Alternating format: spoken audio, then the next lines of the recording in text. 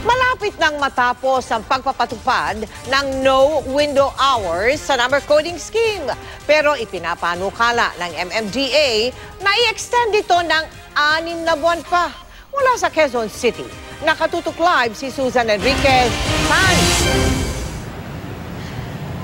Kasunod na paghahanap ng solusyon para maibsan ang problema ng traffic sa EDSA, nais ng MMDA na palawigin pa ang no window hours ng number coding scheme.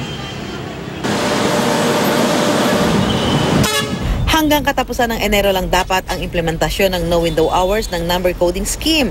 Pero dahil nakatulong daw ito para kahit papaano ay bumilis ang traffic lalo na sa EDSA, gusto ni MMDA General Manager Tomas Orbos na ipatupad pa ang no window hours sa susunod na 6 na buwan o hanggang Hunyo. Nagkaroon na tayo kasi ng gains nung Pasko eh. Ang worry ko lang pagka pabayaan po natin to dahil dumadami yung kotse, talagang dumadami mahihirapan kami. Sa no window hours, bawal dumaan sa EDSA, C5 at ilang pampangunahing lansangan ang mga sasakyang coding sa araw na yon mula alas 7 ng umaga hanggang alas 8 ng gabi. Iba-iba ang reaksyon ng mga motorista. Mas magandang kanyon kasi medyo nababawas-bawasan ng traffic eh. Pamura ko doon. Bakit po? Kasi medyo nababawasan ng konti ang traffic.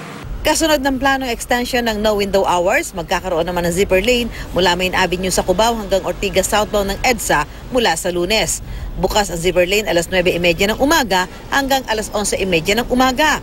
Inaasahang makakatulong ito sa pagluwag ng traffic sa southbound direction na halos araw-araw ay mabigat ang traffic.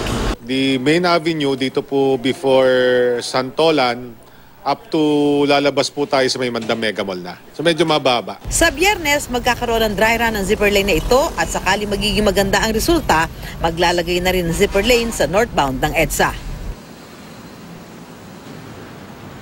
Sa mga oras tumel, medyo mabigat ang daloy ng traffic dito sa magkabilang panig ng EDSA, southbound, mula dito sa ating kinalalagyan sa Main Avenue sa Quezon City. Yung mga papunta po ng Makati at papunta ng Monumento, medyo makapalho ang volume ng mga sasakyan sa mga oras na ito. Mel? Maraming salamat sa iyo, Susan Enriquez.